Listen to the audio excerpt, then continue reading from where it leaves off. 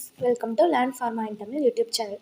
இன்றைக்கி நம்ம வீடியோவில் என்ன பார்க்க போகிறோம் அப்படின்னு பார்த்தீங்கன்னா, ஃபார்மசூட்டிக்ஸ் 1 ஃபஸ்ட்டு செமஸ்டரில் இருக்க போசாலஜி பற்றி தான் இன்றைக்கி பார்க்க போகிறோம்.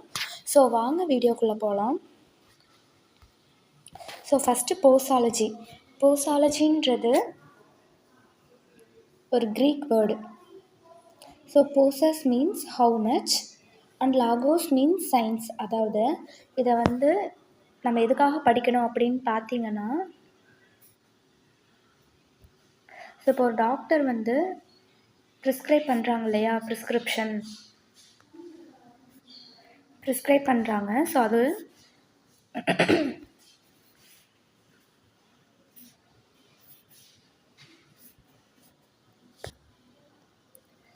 ப்ரிஸ்கிரைப் பண்ணும்போது இந்த பேஷண்ட்டுக்கு இப்படி தான், ஸோ பேஷண்ட்டோடைய கண்டிஷன் பொறுத்து தான் நம்ம ப்ரிஸ்கிரைப் பண்ணணும். ஸோ அதாவது ஃபார் எக்ஸாம்பிள் ஏஜ் இருக்கும். ஸோ 50 ஏஜில் பர்சனுக்கு ஒரு டோஸ் கொடுப்பாங்க, பிறந்த குழந்தைக்கு அதாவது நியூமார்ன் பேபிஸ்க்கு ஒரு டோஸ் கொடுப்பாங்க. ஸோ ரெண்டு பேருக்குமே வேறு டோஸ். அதாவது நம்ம ஒரு பேஷண்ட்டுக்கு இவ்வளோ டோஸ் தான் கொடுக்கணும், இவ்வளோ குவான்டிட்டி ஆஃப் டோஸ் தான் கொடுக்கணும் அப்படின்ட்டு படிக்கிறதுக்கு பேர் தான் போசாலஜி. ஸோ எல்லாத்துக்குமே கண்டிப்பாக ஒரே டோஸ் ப்ரிஸ்கிரைப் பண்ண மாட்டாங்க, எல்லாருக்கும் ஒரே விதமான மெடிசன் ப்ரிஸ்கிரைப் பண்ண மாட்டாங்க. சில பேருக்கு அலர்ஜி இருக்கும். எல்லாமே பொறுத்து அவங்க பாடி கண்டிஷன், பாடி சர்ஃபேஸ் ஏரியா, மேலா ஃபீமேலா, எல்லா ஃபேக்டர்ஸையும் பொறுத்து தான் ஒரு டோஸ் ப்ரிஸ்கிரைப் பண்ணணும். அதை பற்றி படிக்கிறதுக்கு பேர் தான் போசாலஜி. அதுதான் how much Lagos means science. இது படிக்கிறது தான் போசாலஜி அப்படின்னு சொல்கிறாங்க. ஸோ இது medicinal science which deals with dose or quantity of the drugs which can be administered to the patient to get the desired pharmacological action. அதாவது ஒரு desired pharmacological action, அதாவது அந்த பேஷண்ட்டுக்கு சீக்கிரமாக நோய் குணமாகணும் அப்படின்னா ஒரு pharmacological action இருக்கிற ட்ரக்கை நம்ம அட்மினிஸ்ட்ரேஷன் பண்ணணும். ஸோ அதோடைய டோஸ், எவ்வளோ குவான்டிட்டியில் நம்ம அட்மினிஸ்ட்ரேஷன் பண்ணணும் அப்படின்றத படிக்கிறது தான் போசாலஜி அப்படின்னு சொல்கிறாங்க. ஸோ தேர்ட் பாயிண்ட் பார்த்திங்கன்னா, என்னென்ன ஃபேக்டர்ஸ்லாம் அஃபெக்ட் பண்ணியிருக்கு போசாலஜியை அப்படின்னா, age, condition of the patient, severity of disease, tolerance both natural and acquired, and then idiosyncrasy, route of administration, formulation used, அதுக்கப்புறம் drug interaction and rate of elimination. இது எல்லாமே factors affecting இன் போசாலஜி. இப்போ நம்ம அந்த ஒரு ஃபேக்டரையும் பார்க்கலாம். First age. So pharmacokinetics of many drugs changed with age. அதாவது எல்லா ட்ரக்ஸுமே பார்த்தோம்னா ஏஜை பொறுத்து அதோட ஃபார்மகோகைனட்டிக் ஆக்ஷன் மாறுபடும். ஸோ ஃபார்மகோகைனட்டிக்ன்றது ஒன்றும் இல்லை, ஏடிஎம்இ தான் அப்படி சொல்கிறாங்க.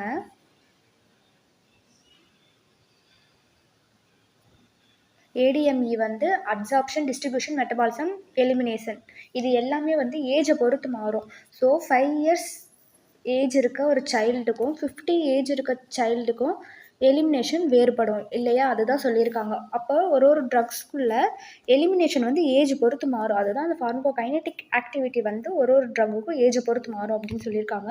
So while determining the dose of the drug, the age of the individual is great significant. So அதனால தான் நம்ம ஏஜை கிரேட் சிக்னிஃபிகன்ஸாக பார்க்குறோம்.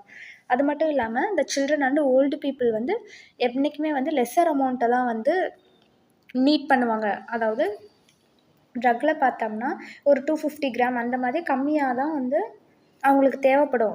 யாரை கம்பேர் பண்ணும்போது அப்படின்னு பார்த்தோம்னா, அடல்ட்டை கம்பேர் பண்ணும்போது அவங்களுக்கு நம்ம கம்மியாக கொடுத்தாலே போதும். ஏன் அப்படின்னு பார்த்தீங்கன்னா, unable to segregate the drug to the extent as adults. அவங்களால அடல்ட் அளவுக்கு எலிமினேஷன் ப்ராசஸ் அவங்களுக்கு கம்மியாக தான் இருக்கும். ஸோ அதனால் சில்ட்ரனுக்கும் அடல்ட் பீப்புளுக்கும் நம்ம ஓல்டு பீப்புளுக்குமே நம்ம கம்மியான டோஸ் கொடுத்தாலே போதுமானது. அது மட்டும் இல்லாமல் hypnotics and tranquilizer which may produce the confusion state in elders. So எல்டர்ஸ்க்கு நம்ம இந்த hypnotics, sedative and hypnotics high டோஸில் கொடுத்தோம்னா அவங்க கன்ஃபியூஷன் ஸ்டேட்டுக்கு போயிடுவாங்க அப்படின்னு சொல்லியிருக்காங்க ஓல்டர் பீப்புள். ஸோ அதனால் ஏஜும் important factor. Next sex. So அதில் பார்த்தோம்னா women, they do not always respond to the action of drugs in the same manner as it done in the men. அதாவது ஒரு ட்ரக் இப்போ மென் உமனுக்கு கொடுத்து பார்க்குறாங்க. ஸோ மென்னுக்கு ஆக்ட் ஆகிற அளவுக்கு ஸோ ஃபார்மகோகைனட்டிக், ஃபார்மகோடைனமிக் தான் இப்படி நான் எழுதியிருக்கேன். ஸோ அது உமனில் கம்பேர் பண்ணும்போது இன்வெர்ஸ்லி ப்ரொபோர்ஷனல் டுவாக இருக்கும் அப்படின்னு சொல்கிறாங்க. சில ட்ரக் வந்து மென்னில் நல்லா ஆக்ட் ஆகும், சில ட்ரக் வந்து அந்த மென்னில் நல்லா ஆக்ட் ஆகுற ட்ரக் வந்து உமனில் ஆக்ட் வந்து ரொம்ப கம்மியாக தான் ஆகும் அப்படின்னு சொல்லியிருக்காங்க. So morphine and barbiturates produce more excitement before sedation in women. So உமனில் வந்து அது மோர் சஜஷனாக கொடுக்கும். அது மட்டும் இல்லாமல் டியூரிங் மென்ஸ்ட்ரேஷன் டைமில் வந்து நம்ம ஸோ ப்ரெக்னன்சி அது போக லாக்டேஷன் டைமில் வந்து ஸ்பெஷல் கேர் வந்து கொடுக்கணும் அட்மினிஸ்ட்ரேஷன் ஆஃப் ட்ரக்ஸ்க்கு. அது போக பாயிண்ட் பார்த்தீங்கன்னா certain drugs which administered to the mother care capable for crossing the placenta and affecting the fetus. அதாவது ஃபீட்டஸ் அஃபெக்ட் பண்ண நிறைய வாய்ப்பு இருக்குது. என்னென்ன ட்ரக்ஸ்லாம் பார்த்தோம்னா ஆல்கஹால், பார்பிச்சுரேட், நார்கோட்டிக்ஸ், நான் நார்கோட்டிக் அனலஜிசிக், இது எல்லாமே நம்ம வந்து ப்ரெக்னென்ட் டைமில் கொடுத்தோம்னா அவங்களுடைய ஃபீட்டஸை தாண்டி குழந்தைய வந்து அஃபெக்ட் பண்ணலாம். ஸோ அதனால் உமன்ஸுக்கு ப்ரிஸ்கிரைப் பண்ணும்போது ஸோ ஸ்பெஷல் கேர் வேணும்னு அதனால தான் சொல்கிறாங்க. அதே மாதிரி ஸோ ஃபீடிங் உமன்ஸும் பார்த்தோம்னா ஸோ ஆன்டிஹிஸ்டமைன்ஸ், மார்ஃபின், டெட்ராசைக்ளின்ஸ் இது எல்லாமே வந்து மில்கில் செக்ரிகேட் ஆகி சைல்டில் வந்து ரீச் பண்ண பாசிபிலிட்டிஸ் இருக்குது. ஸோ அதனால் இந்த ட்ரக்ஸும் வந்து ஃபார்மசிஸ்ட் வந்து ஸ்பெஷல் கேரோடு தான் கொடுக்கணும் அப்படின்னு சொல்லியிருக்காங்க. ஸோ நெக்ஸ்ட்டு வந்து body weight. So average dose is mentioned either in the terms of mg/kg. So இது நம்மளுக்கு தெரிஞ்ச விஷயந்தான். நம்மளுடைய பாடி வெயிட் எவ்வளோ இருக்கோ அதுக்கேற்ற மாதிரி தான் ப்ரிஸ்கிரைப் பண்ணுவாங்க. ஸோ லோ பாடி வெயிட்டுக்கு லோ டோஸும், ஹை பாடி வெயிட்டுக்கு ஹை டோஸும் தான் ப்ரிஸ்கிரைப் பண்ணுவாங்க. ஸோ அதுதான் இங்கே சொல்லியிருக்காங்க. So weight or the total single dose for the adult weighing between 50 to 100 kg அப்படின்னு சொல்லியிருக்காங்க.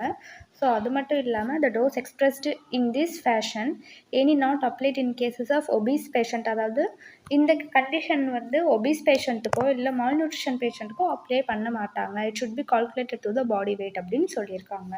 ஸோ நெக்ஸ்ட் வந்து ரூட் ஆஃப் அட்மினிஸ்ட்ரேஷன். நம்ம எந்த ரூட் ஆஃப் அட்மினிஸ்ட்ரேஷனில் வந்து ஒரு ட்ரக்கை வந்து பாடிக்கு கொடுக்குறோம் அப்படின்றது ரொம்ப ரொம்ப இம்பார்ட்டன்ட். அதை பொறுத்து கூட டோஸ் கம்மியாகும். நம்ம ஐவியில் கொடுக்கும்போது ஸோ ஃபார் எக்ஸாம்பிள் இப்போ ஓரலாக நீங்கள் 650 mg பேராசிட்டமால் கொடுக்குறீங்கன்னா அது ஐவியில் கொடுக்கும்போது வெறும் இதில் வந்து 10% தான் வந்து நம்மளுக்கு ஐவிலேயே போடுவாங்க. ஏன் பார்த்தீங்கன்னா இது வந்து ஸ்மாலர் டோஸ் தான் கொடுக்கணும். ஏன் ஐவியில் கொடுக்கும்போது ஸ்மாலர் டோஸ் கொடுக்குறோம் அப்படின்னு பார்த்தீங்கன்னா இந்த ட்ரக்ஸ் வந்து administrated intravenously directly enter into the blood stream.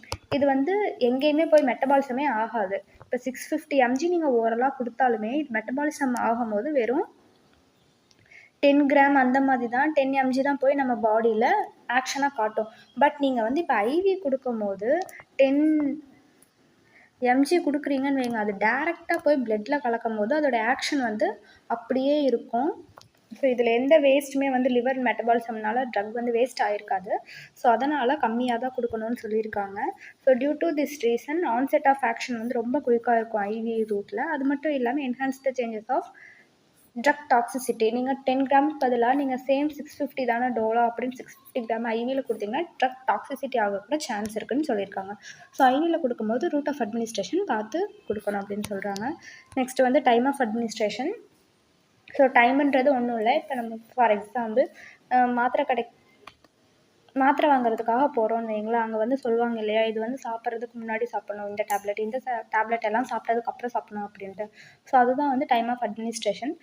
Food present ஆகிருந்துச்சுனாலும் ப்ரெசென்ட் ஆகலைனாலுமே ஆக்ஷன் வந்து மாறுபடும். ஸோ அதுதான் presence of food in stomach delays the absorption of drugs. சில ட்ரக்கோட அப்சார்ப்ஷன் வந்து ப்ரெசன்ஸ் ஆஃப் ஃபுட்டுனால் வந்து டிலே ஆகலாம். ஸோ அது மட்டும் இல்லாமல் சில ட்ரக் வந்து எம்டி ஸ்டொமக்கில் ஃபாஸ்ட்டாக அப்சர்வ் ஆகும். ஸோ ரெண்டுமே வந்து நம்மளுடைய ஸ்டொமக் எம்டிங் டைமை பொறுத்து இருக்குது. So amount of the drugs which very effective when taken before the meals may not be more effective when taken during or after the meal. அதாவது மீலுக்கு முன்னாடி எடுக்கிற ட்ரக்கை நீங்கள் ஒரு வேளை சாப்பிட்டதுக்கப்புறம் எடுத்திங்கன்னா அதில் எஃபெக்டே இருக்காது. ஸோ அது மட்டும் இல்லாமல் the iron, arsenic and cod liver oil should always given after the meals. அதாவது இந்த அயன், ஆர்சனிக் ட்ரக்ஸ்லாம் வந்து இரிட்டன்ட் ட்ரக்ஸ். ஸோ இது எல்லாமே பார்த்தீங்கன்னா நம்மளுடைய ஸ்டொமக் வந்து நல்லா இரிட்டன்ட் பண்ணும். இதை வந்து நீங்கள் பிஃபோர் மீல்ஸ் வெறும் வயிற்றில் போட்டிங்கன்னா உங்களுக்கு ரொம்ப எரிச்சலாக இருக்கிற மாதிரி இருக்கும். ஸோ அதனால தான் சாப்பிட்டதுக்கப்புறம் போட்டிங்கன்னா அந்த எரிச்சல் கம்மியாகும், அதான் சொல்லியிருக்காங்க. பட் வந்து நம்மளோட அல்சர் ட்ரக்ஸ், இந்த பேன் பார்ட்டி அதெல்லாம் பார்த்தோம்னா சாப்பிட்றதுக்கு முன்னாடி போட வேண்டியது. ஸோ அதெல்லாம் சாப்பிட்றதுக்கு முன்னாடி தான் போடணும். டைம் ஆஃப் அட்மினிஸ்ட்ரேஷனும் ஒரு important factor. Next environmental factor. Environmental ஃபேக்டரில் ஒன்றும் இல்லை, டே லைட் வந்து சில ட்ரக்கை வந்து ஸ்டிமுலன்ட் பண்ணும். So enhancing the effect of stimulating drugs and diminishing the effect of hypnotics. Sedative and hypnotics, அதாவது தூக்க மாத்திரை ஸ்லீப்பிங் பில்ஸ்லாம் வந்து நம்ம மார்னிங் டைமை விட நைட் டைமில் வந்து எஃபெக்டிவ் அதிகமாக இருக்கும். So darkness is sedative, hypnotics is more effective at night. நான் சொன்ன மாதிரி தான் செடேட்டிவ் ஹிப்னோட்டிக்ஸ் வந்து நைட்டில் வந்து நல்ல எஃபெக்டாக இருக்கும். அது மட்டும் இல்லாமல் amount of barbiturate require to produce sleep during the day time. So அது வந்து டே டைமில் நீங்கள் தர பார்பிச்சுரேட்டை விட நைட் டைமில் வந்து ஸ்லீப்பை வந்து சீக்கிரமாக ப்ரொடியூஸ் பண்ணிடும் அப்படின்னு சொல்கிறாங்க. டே டைமில் கொஞ்சம் லேட் ஆகலாம், பட் நைட் டைமில் பார்பிச்சுரேட் போட்டோன்னே பேஷண்ட் வந்து சீக்கிரமாக தூங்கிடுவாங்க. இது எதனால் அப்படின்னா என்விரான்மெண்டல் ஃபேக்டர்னால தான் சொல்கிறாங்க. நெக்ஸ்ட் வந்து எமோஷ்னல் ஃபேக்டர். ஸோ எமோஷனல் ஃபேக்டரில் என்ன சொல்கிறாங்க அப்படின்னு பார்த்தீங்கன்னா, the personality and behaviour of the physician may influence the effect of the drug specifically for the psychomotor patient. ஏதாவது சைக்காட்ரிக் பேஷண்ட் கிட்ட வந்து ஒரு டாக்டர் பேசுகிறத பொறுத்து தான் இருக்குது. அவங்க வந்து அந்த பேஷண்ட்டுக்கு ஏற்ற மாதிரியே பேசி அவங்கள ட்ரக்ஸ் சாப்பிட வைக்கணும். அது மட்டும் இல்லாமல் ஸோ நம்மளாம் இப்போ நினைப்போம் இல்லையா, நம்ம ஃபேமிலி டாக்டர் பார்த்தா தான் நம்மளுக்கு சரியாகும், மற்ற டாக்டர்லாம் பார்த்தா நம்மளுக்கு சரியாகாத மாதிரியே தோணும் இல்லையா. இது எல்லாமே ஒரு பேஷண்ட்டோடைய எமோஷன் பொறுத்து தான் இருக்குது. ஸோ இதுவுமே வந்து ட்ரக்குடைய ஒரு ஏடிஎம்இயை வந்து சேஞ்ச் பண்ணலாம். ஸோ அது மட்டும் இல்லாமல் females are more emotion than the males and required less dose for the certain drugs.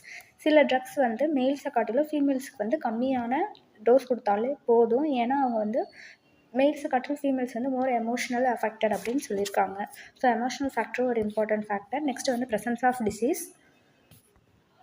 Presence of டிசீஸில் என்ன சொல்கிறாங்க அப்படின்னு பார்த்தீங்கன்னா, the drugs like barbiturate, chlorpromazine may usually produce unusual prolonged effect in the patient having liver cirrhosis. அதாவது liver cirrhosis இருக்கிற பேஷண்ட்டுக்கு நீங்கள் பார்பிச்சுரேட்டோ குளோப்ரோமோசினும் கொடுத்தீங்களா, அது வந்து ப்ரொலாங்டு எஃபெக்டாக காட்டும். ஏன்னா அது வந்து மெட்டபாலிசமே ஆகாமல் நம்ம பாடியிலேயே தங்கிடும். ஸோ ஆல்ரெடி ஒரு பேஷண்ட்டுக்கு லிவர் டிசீஸ் இருக்கும்போது நீங்கள் பார்பிச்சுரேட்டோ குளோப்ரோமோசினும் ப்ரிஸ்கிரைப் பண்ணக்கூடாது. அது மட்டும் இல்லாமல் ஸ்ட்ரெப்டோமைசின் வந்து மெயின்லி எக்ஸ்க்ரீட்டட் பை கிட்னின்னு சொல்கிறாங்க. ஒரு வேளை நீங்கள் கிட்னி பேஷண்ட்டுக்கு ஸ்ட்ரெப்டோமைசின் எழுதி கொடுத்தீங்கன்னா உங்களுக்கு வந்து டாக்ஸிசிட்டி ஆயிரும் அப்படின்னு சொல்கிறாங்க. So presence of disease already நம்ம பார்க்குற பேஷண்ட்டுக்கு ஆல்ரெடி ஒரு டிசீஸ் ப்ரெசென்ட் ஆகிருக்கு. அது நம்ம அவங்க ஹிஸ்ட்ரி படிக்காமல் நம்ம ஒரு வேளை அவங்களுக்கு ட்ரக் கொடுத்துட்டோம்னா எந்த மாதிரிலாம் பிரச்சனை வரும் அப்படின்னு சொல்கிறாங்க. ஸோ நெக்ஸ்ட்டு பார்த்தீங்கன்னா அக்யூமுலேஷன். ஸோ இது வந்து இம்பார்ட்டன்ட் 2 மார்க். ஸோ போசாலஜி பொறுத்தளவுக்கு 10 மார்க் 5 மார்க் வர சான்ஸ் இருக்குது. அது போக அதிகப்படியான 2 மார்க்குமே இதில் ப்ரெசென்ட் ஆகிருக்கு. ஸோ ஃபஸ்ட் வந்து accumulation. The drugs which are slowly excreted may be build sufficient high concentration in the body and produce toxic symptoms அப்படின்னு சொல்கிறாங்க. ஸோ அக்யூமுலேஷன்றது ஒன்றும் இல்லை, நம்ம ஒரு ப்ரொலாங்டு டைம் ஒரு ட்ரக் எடுத்துக்கும் போது அது நம்ம பாடியிலேயே வந்து அக்யூமுலேட் ஆயிரும். So repeatedly administration for long time. So நம்ம ஒரு ட்ரக்கை வந்து ரிப்பீட்டடாக அட்மினிஸ்ட்ரேஷன் பண்ணிகிட்டே இருக்கோம் ப்ரொலாங் இயருக்கு. ஸோ அப்போ என்னாகும்னு பார்த்தோம்னா அந்த ட்ரக்ஸ் வந்து ஸ்லோலி எலிமினேட் ஆகிற ட்ரக்காகவும் இருந்துச்சுன்னா அது என்ன பண்ணுன்னா ஹை கான்சன்ட்ரேஷன் வந்து நம்ம பாடியிலேயே அப்படியே தங்கி நமக்கு ஒரு டாக்ஸிக் எஃபெக்டை வந்து ப்ரொடியூஸ் பண்ணும். அதுதான் வந்து அக்யூமுலேஷன் சொல்கிறாங்க. The drugs which are slowly excreted may build up a sufficient high concentration in the body and produce the symptoms. இது வந்து எதனால் நம்மளுக்கு இப்படி ஆகுதுன்னா repeatedly administration for the long time அப்படின்னு சொல்கிறாங்க.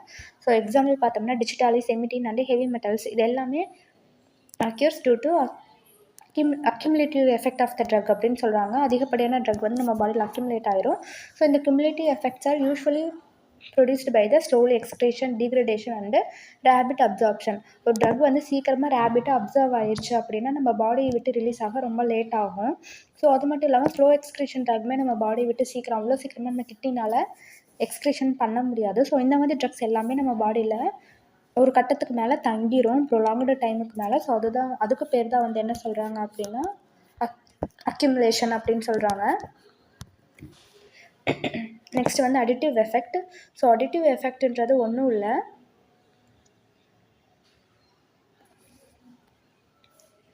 ஸோ இப்போ வந்து டோலோ ப்ளஸ்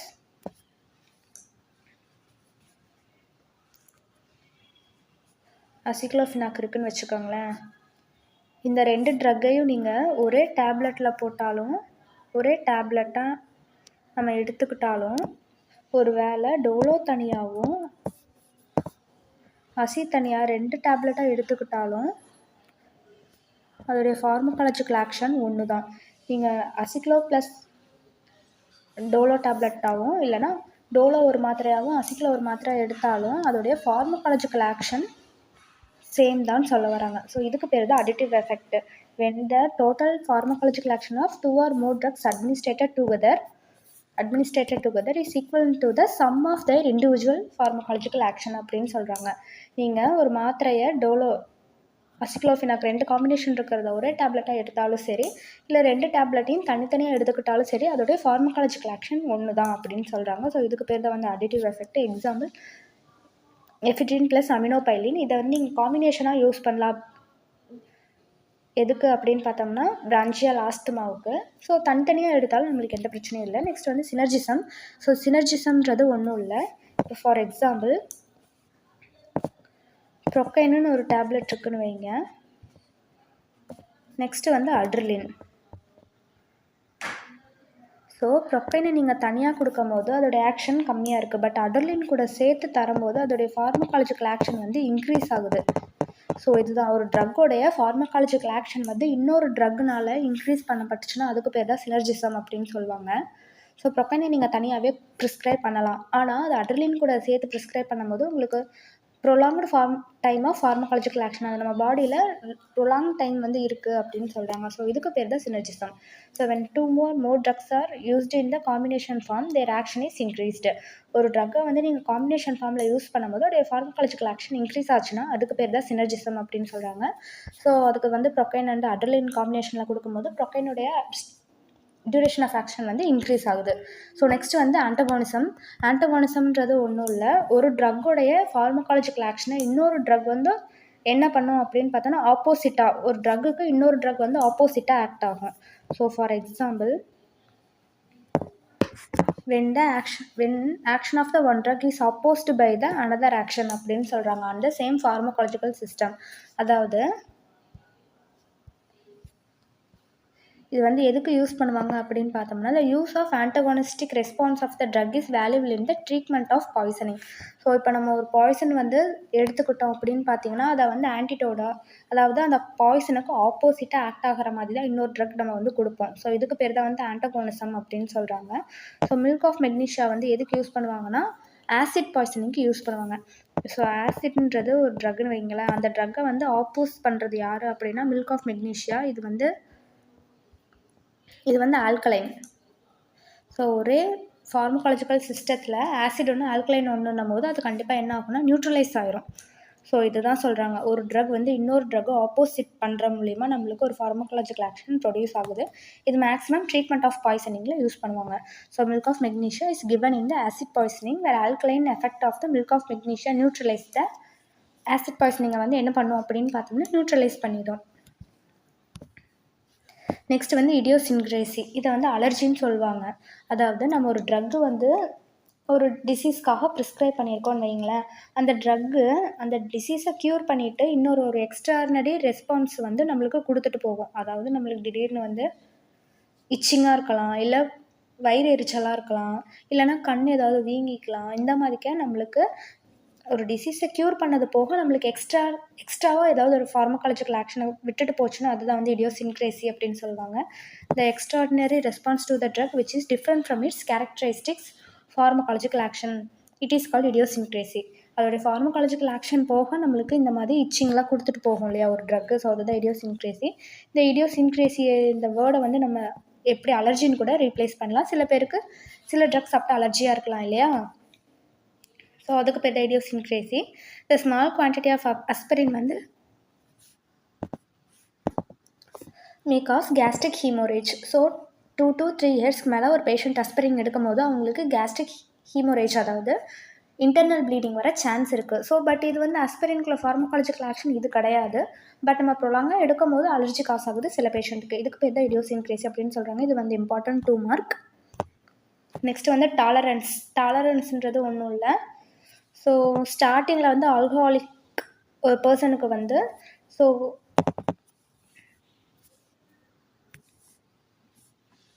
ஃபஸ்ட்டு வந்து கொஞ்சோண்டு ஆல்கஹால் அடித்தாலே அவங்களுக்கு வந்து போதுமாக இருக்கும். நெக்ஸ்ட்டு போக போக போக அவங்களுக்கு வந்து அந்த ஃபஸ்ட்டு அவங்க குடிக்கும் போது குடித்த ஆல்கஹால் அவங்களுக்கு பத்தாது இல்லையா. போக போக அவங்க நிறையா ரெக்யூர் பண்ணுவாங்க இல்லையா அந்த ஆல்கஹாலிக் பர்சன். ஸோ அதுதான் டாலரன்ஸ். எப்போவுமே when the usually large dose of drug is required to elicit the effect of ordinary produced by the normal therapeutic dose of the drug. அது மட்டும் இல்லாமல் ஸோ ஃபஸ்ட்டு வந்து ஒரு செடேட்டிவ் அண்ட் ஹிப்னாட்டிக் பேஷண்ட்டுக்கு 0.5 gram தான் வந்து என்ன தருவாங்க அப்படின்னா ஸ்லீப்பிங் பில்ஸ் வந்து தருவாங்க. ஸோ அதை வந்து 6 மந்த்துக்கு அப்புறம் 1 கிராம் ஆக்குவாங்க, 1 mg ஆக்குவாங்க. ஏன்னா அவங்களுக்கு வந்து அந்த 0.5 mgயில் தூக்கம் வந்திருக்காது, அது 1 கிராம் ஆக்குவாங்க. அதுக்கப்புறம் வந்து 5 கிராமாக ஆக்குவாங்க 1 இயருக்கு அப்புறம். ஏன்னா அவங்களுக்கு அடுத்து 1 mgலையும் தூக்கம் வந்திருக்காது, அவங்க டாலரேட் பண்ணிகிட்டே இருப்பாங்க அந்த டோஸை. ஸோ அதே மாதிரி தான் அந்த ஆல்கஹாலிக் பர்சனும் யூஸ்வலாக வந்து லார்ஜ் டோஸ் வந்து தேவைப்படும். Require to elicit the effect of ordinarily produced by the normal therapeutic dose. Normal therapeutic டோஸை விட டாலரேட்டட் பர்சனுக்கு அதிகமான லார்ஜ் டோஸ் வந்து தேவைப்படும் அப்படின்னு சொல்கிறாங்க. ஸோ இதை வந்து என்ன பண்ணுறாங்கன்னா டாலரன்ஸ்னு சொல்கிறாங்க. ஸோ ஸ்மோக்கர்ஸ் கேன் டாலரேட் நிக்கோட்டினை வந்து ஸ்மோக்கர்ஸ் டாலரேட் பண்ணிடுவாங்க அப்படின்னு சொல்கிறாங்க. இதில் 2 டாலரன்ஸ் இருக்குது, true tolerance and pseudo tolerance. Next வந்து டாக்கிஃபைலாக்சிஸ். இதுவும் வந்து இம்பார்ட்டன்ட் 2 மார்க். டாக்கிஃபைலாக்சிஸ்ன்றது ஒன்றும் இல்லை, when the certain drugs are administered repeatedly at the short intervals. So short இன்டர்வல்ஸில் நம்ம ரிப்பீட்டடாக ஒரு ட்ரக் அட்மினிஸ்ட்ரேட் பண்ணிகிட்டே இருக்கும் போது ஸோ செல் ரிசப்டாரை வந்து பிளாக் ஆயிரும், ஃபார்மகாலஜிக்கல் ரெஸ்பான்ஸும் வந்து டிக்ரீஸ் ஆகிடும். ஒரு ட்ரக்கை வந்து நம்ம நிறையா டைம் நம்மளுக்கு கொடுக்குறனால நம்மளுக்கு அந்த நோய் சீக்கிரம் சரியாகும் அப்படின்லாம் எதுவும் கிடையாது.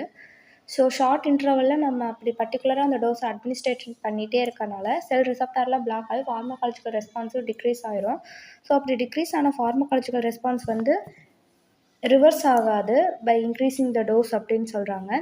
இந்த ஃபினாமினானுக்கு பேர் தான் வந்து டாக்கிஃபைலாக்சிஸ். த certain drugs are repeatedly administered at the short intervals. The cell receptor get blocked and the pharmacological response to the particular drug is decreased. So repeated administration பண்ணும்போது pharmacological response வந்து decrease ஆயிரும். ஸோ அந்த degrees ஆன response வந்து cannot be reversed by the increasing the dose. மறுபடியும் நம்ம increase பண்ணுறனாலையோ அந்த pharmacological action வந்து நம்மளுக்கு திரும்ப கிடைக்காது. ஸோ இதுக்கு பேர் தான் டாக்கிஃபைலாக்சிஸ் ஆர் அக்யூரேட் டாலரன்ஸ்னு சொல்கிறாங்க. ஸோ இதுக்கு எக்ஸாம்பிள் பார்த்தீங்கன்னா ephedrine when given in the repeated doses at the short interval for the bronchial asthma may produce very less response due to the tachyphylaxis. So டாக்கிஃபைலாக்சிஸ்னால நம்மளுக்கு ரொம்ப கம்மியான ரெஸ்பான்ஸ் தான் வந்து ப்ரொடியூஸ் ஆகும். நெக்ஸ்ட்டு வந்து மெட்டபாலிக் டிஸ்ட்ரிபியூஷன்ஸ். ஸோ இதில் பார்த்தோம்னா changes in the water electrolyte balance and acid base balance, இல்லை பாடி டெம்பரேச்சர், இதில் ஏதாவது நம்மளுக்கு சேஞ்சஸ் இருந்துச்சுன்னா, இல்லை நம்ம ஃபிசியாலஜிக்கல் ஃபேக்டரில் ஏதாவது சேஞ்சஸ் இருந்துச்சுன்னா கூட இது வந்து எஃபெக்ட் ஆஃப் த ட்ரக்கை வந்து மாடிஃபை பண்ணும் அப்படின்னு சொல்லியிருக்காங்க. ஸோ இதுதான் வந்து மெட்டபாலிக் டிஸ்ட்ரிபியூஷன்ஸ். ஸோ இது வந்து 10 மார்க்கில் கேட்பாங்க. உங்களால் முடிஞ்ச அளவு டைம் இருக்கிறத பார்த்து எழுதுங்க. எல்லாமே எழுதணும் அப்படின்னு நினச்சிங்கன்னா டைம் ரொம்ப போகும். ஸோ உங்களால் எவ்வளோ முடியுமோ அவ்வளோ எழுதுங்க. ஒரு 10 to 12 டாபிக் எழுதினாலே வந்து நிறையா பேஜ் கவர் ஆகும். 10 மார்க்குக்கு போதுமானதாக இருக்கும். ஸோ உங்களுக்கு ஏதாவது டவுட் இருந்தால் கமெண்ட் செக்ஷனில் கேளுங்கள். தேங்க்ஸ் ஃப்ரெண்ட்ஸ், தேங்க்ஸ் ஃபார் வாட்சிங்.